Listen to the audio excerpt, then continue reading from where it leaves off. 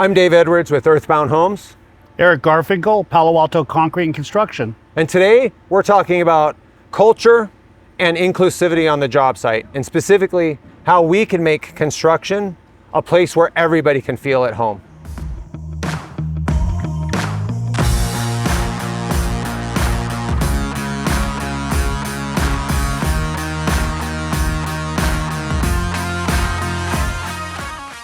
Eric, let's face it, we're two white guys. And we're two white guys that are CEOs of our construction companies.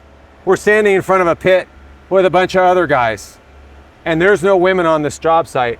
And really, this job site and no other job site that I've been on, including my own, is really representative of the cross-section of our society that jobs should represent. Yeah. And I think, and you and I have been talking about this, I think we've done a really bad job personally, but in this industry, of including all different types of people, all different colors and sexes and persuasions and educational levels and all of that. And you mentioned a little bit ago about how your parents kind of raised you up and how your dad was educated as an architect. And tell me a little bit about what his experience was and how that's different now. Sure. He grew up in Detroit as a teenager, boom town at that time in the 60s and so. And he started getting interest in architecture and becoming a civil structural engineer. In order to do that back then, they had you do about 4 years of construction before you even got into the architectural program. In that sense, that was a good side of it. However, it was completely male dominated. There were no women involved. And it was definitely a sexist industry.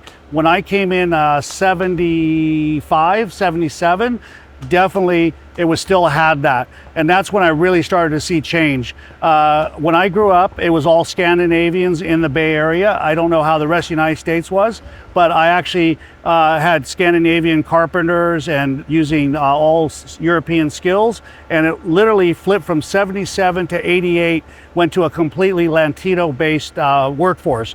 And so, of course, as a business owner, you have to adapt, you have to be bilingual, you have to understand their culture. I am blessed that I'm half Mexican, so I understand their work challenges, their work ethics, their culture, and that makes a big difference. And that's helped me actually as a contractor. A lot of guys think I'm white, but I actually have a ethnic background.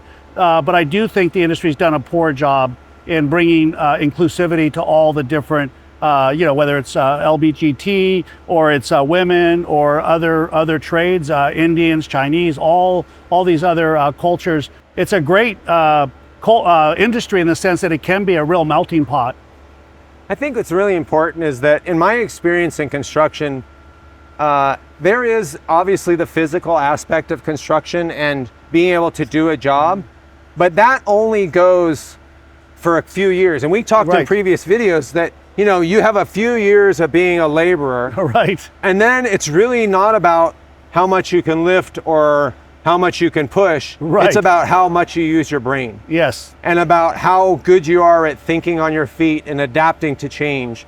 And, honestly, I've found that the women in my organization are much, much better at things I agree. than I am. I struggled for forever with a high EQ. Or I should say I struggled with a low EQ, trying to understand how to operate at a high EQ because it's all about the people. Yeah.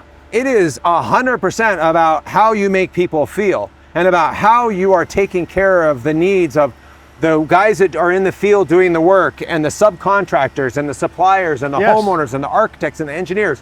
And if you can't figure out how to adapt to everybody's personality and help them understand what they need and how we can help them, you're never going to be successful in this. Yep. And women are just better at that than we are. I agree. And I think, again, I always tell people it comes from leadership. So me and you are leaders, and we have to take that leadership of bringing in these other people with these opportunities, women and so forth, other minorities. And I think that's really important as well as understanding that if you're not born with a high EQ or you're not a natural born leader, that doesn't mean you can't become one. No, it's a learned skill for me. Absolutely, me too. Yeah, I don't think very few people are born as a leader, organized thinker. Life isn't really like that. What do you think we're missing as far as getting more women in this industry?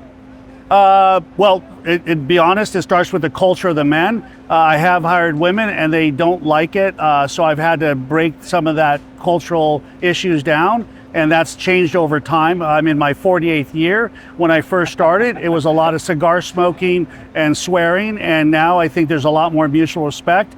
I do think concrete is a tough physical job, and a lot of women I see do really well with electrical data. Again, not quite as physical, not that women can't do it, but it can be pretty challenging.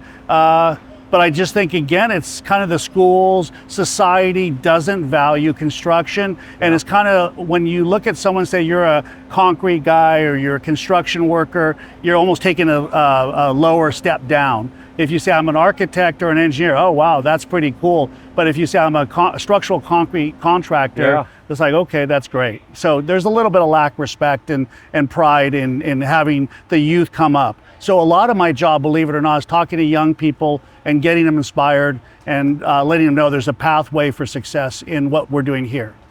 I think I'm going to go back a little bit. I think one of the things that I have learned over the last 6 or 8 years with daughters who are becoming adult women, and honestly, just my evolution as a responsible human being and as a father is what you said a little bit earlier, which was it's the responsibility of us as men to make it more welcoming for women.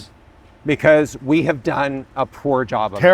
Terrible. And my company is almost half women, yeah, but they're not moving concrete, which is undoubtedly an incredibly physically difficult job. It's going to right? take a special person. But you know, we are an anomaly in this industry for having so many women, and we have made it an absolute priority to be welcoming for not just women, but minorities and anybody that, you know, anybody, whether they're from the United States or from another country, whether they're women or men or something, they've decided something different, right? And I think that's super important for us, is that we're missing an entire 50% plus all the other minorities and people from different countries and people that speak different languages and all that. We're pulling from a small subset of the potential population, because to a certain extent our industry has done a really bad job of making those people feel welcome. I agree 100%, and I think it has to get a little ahead of me and you, because you're doing a great job. Absolutely. But if the schools again, and when you're in junior high or elementary, and the girls do sewing and cooking and the boys do shop, that right away is already setting their mindset. So yeah, when I grew up, there were some girls that loved to do shop and they weren't allowed to. That's how bad it was in the 70s. And that's why I got a little turned off by the institutional learning. So, but I commend you for doing that. And I'm trying to do that too, but it's tough in construction, concrete, but we're getting there. I honestly have to say that the women in construction have taught me more than I've taught them. Yeah. I think that they have shown a durability and an ability, and in general, like, the more you know about women, the more you realize how much crap they have to put up from us men.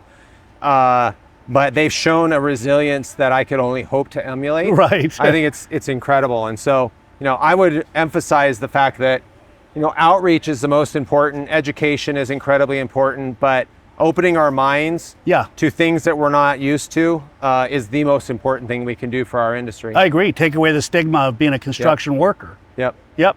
If you're interested in learning more about Earthbound Homes, about Palo Alto Concrete, or about the Cerisa Passive House, please hit subscribe as we show you how to build and operate a better way.